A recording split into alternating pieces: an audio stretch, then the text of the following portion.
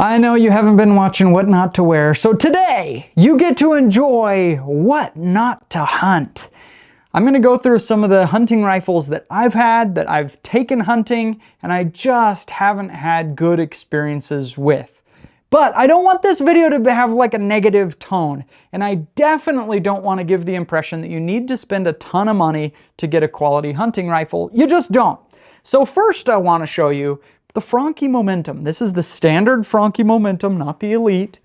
And this rifle is totally ready to go hunting.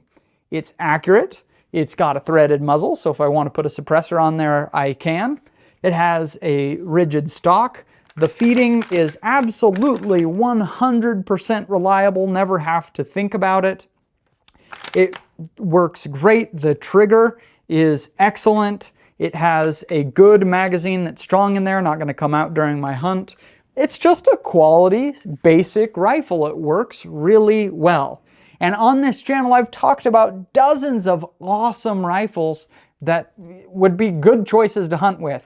And so don't take it personally if I mention a rifle that you have here. I'm not attacking your guns. I just personally didn't have a good experience, and I feel like it's my job to kind of share about that. By the way, I'm going to Africa, man. That was Jamaican. I'm going to go hunting in Africa in just a couple months to South Africa. I've been there twice. It's a beautiful country. The hunting is off the charts, incredible. An experience you will not forget in your life. And we got a really good deal that I brokered with a ranch down there. So I'm going to go hunting with you. We're going to take just 12 people. And so if you're interested, go to backfire.tv/Africa and I'll show you more about it. Now let's get into the guns, all right? Welcome to the Backfire Gun Vault. I just got vampire now. All right, the first gun is this one. This is the Mossberg Patriot. If you've watched this channel for a while, you know why. We got this gun. I said, man, this looks like a quality rifle. I like a wood stock. It's very rigid. It's fluting on the barrel, fluting on the bolt. The action felt really good, especially for the very inexpensive price point. And then we went out and shot it, and it could barely keep the shots on the paper. So I was frustrated, but especially in an inexpensive price point, you can't expect too much. And so we sent it back to Mossberg. They replaced the barrel on it, and then I got it, and we tried everything. Multiple scopes, checking the action screws, everything, multiple different types of ammo. It was not shooting. I mean, still struggling to keep shots on paper. Anybody can make a lemon, and so I got a second Mossberg Patriot, this one with a synthetic stock, and the accuracy was terrible. Now, a lot of people do have a good experience with Mossberg Patriots.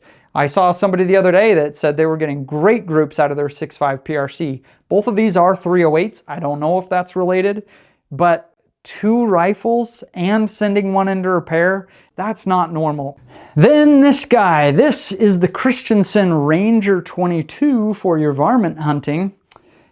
I thought I would really like this thing. It's super lightweight, got a short carbon fiber wrapped barrel, nice rigid fiberglass stock. I thought this would be awesome for shooting with my kids and also doing some varmint hunting. And then I started using it. Well, the very first time I went out with it, very first time, the gun case was unzipped just a tiny, tiny bit in the truck, and it just like ripped out chunks of paint on that thing. Now, it was my fault for not having the case zipped up all the way, but it did make me already worried about the durability of this thing. And then I started shooting, and the feeding and extraction on this thing is absolute trash. And if you look at reviews of the Christensen Ranger 22, the reviews also have issues with feeding and extraction in this thing. When you're buying a 22, the most important thing you can get is feeding and extraction, because it's very dirty ammo, gums up the actions quickly, and if they haven't done a ton of testing, you just end up with a gun that just doesn't work reliably. And so I was really let down by this Christensen Ranger 22. It's just not a good gun. Up next is this guy. I'm a little bipolar on this one. It is at once one of my very best, finest rifles that I have, and also a rifle that I don't want to take hunting. The problem with this thing is it tops the scales right around 13 pounds when I get it balanced. It's set up for coyote hunting, and so I'm only hiking, you know, a quarter mile at a time from the truck over the hill to shoot with it. And it is crazy accurate, but I just find myself not enjoying it because it's so heavy at 13 pounds. There are some states, in fact, I think it's true in Idaho, that your hunting rifle has to weigh less than 13 pounds for big game hunting. And so it really is, it's a chunk of lumber. I'm definitely going to keep this barreled action because it's rare to find a half MOA gun, but I have found that if I get a gun that is just too heavy, it's not enjoyable to take hunting. Then the Savage Axis.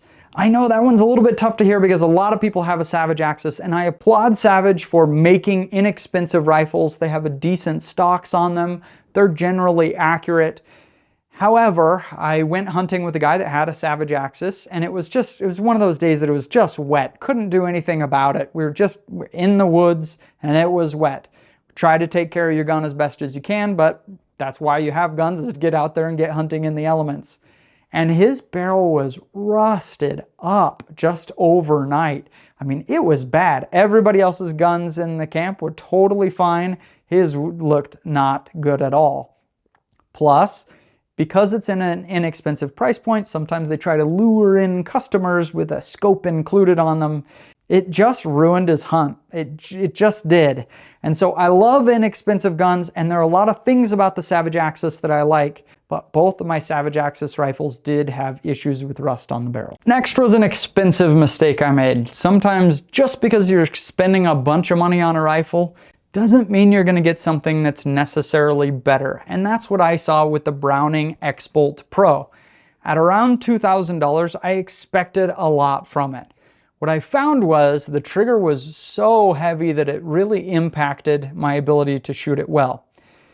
I don't love shooting with the muzzle brake, which we're going to talk about next, and so I shot it just naked with nothing on the barrel, and I picked it in 28 Nosler. That was just a terrible decision by me to shoot 28 Nosler in a feather light package with no muzzle device on there. The recoil was just too much to shoot accurately. Whatever, hits your shoulder, you're not gonna die. That's not really the issue. The issue was shooting it accurately, and I just couldn't shoot it well. Plus, I realized that, man, it's a $2,000 gun. You know, 28 Nosler, short barrel life, maybe 900 shots, depending on how you shoot it. And so every time I went shooting, you know, I might go shoot 100 shots on a Saturday going to train before hunting season. Well, that's 1/9 of my barrel of a $2,000 gun. And so it's just kind of always in my head like, you know, we're wasting money, this is costing too much. It's not fun to shoot because of how much recoil in that light package. I just didn't like the gun. It wasn't for me. Up next is in the AR section. So, okay, this is personal opinion for sure. A lot of people are going to differ with me on this one, and that's okay. But for me personally, an AR-15 chambered in .223 is just not something that I've ever found to be the ideal cartridge for hunting. Now, I like the AR platform quite a lot. I even like the AR platform for hunting. But the .223, for deer, every time I'm hunting deer, I think, I really should try it, because so many people hunt .223 on deer. And the thing that I always come back to is, but why? Why would I try to find the smallest possible bullet to do the job when there are so many other rifles that could do it with a lot more horsepower? And then even coyote hunting. Now, a .223 is absolutely going to kill a coyote. However, if you're hunting a large volume of coyotes, experienced coyote hunters will tell you that you will get runoffs with a .223, where you're shooting them and they just keep going and they just don't, you wound them. And so for me, AR-15 and .223 just has never been the right hunting cartridge. And last is a little bit of a category of guns, but it's anything with the muzzle brake for shooting. I've realized the last several times that I've gone hunting since getting suppressors over the last few years, when I'm hunting suppressed versus unsuppressed, totally different experience. When you're suppressed, you can be talking to, you know, which one is it? Is the one on the left? Is he bigger? Okay, I'm gonna shoot now. Be sure, are you in the spotting scope? All that kind of stuff. And because you can communicate quietly because you have a suppressor and so you don't need hearing protection on. If you're shooting a muzzle brake, according to the Precision Rifle blog, they had a great post where they tested a bunch of different brakes. It's increasing the volume by 100%, so double the amount of sound, as much as 165%. And so, you know, 2.5 times the sound it may be, depending on what muzzle brake you have. That's incredibly dangerous for your hearing. I'm just not willing to make that kind of sacrifice to my own body. You see older people that have lost their hearing and they regret it every time. And so I like hunting with a suppressor, and so I love getting rifles that have a threaded muzzle, 5/8 24.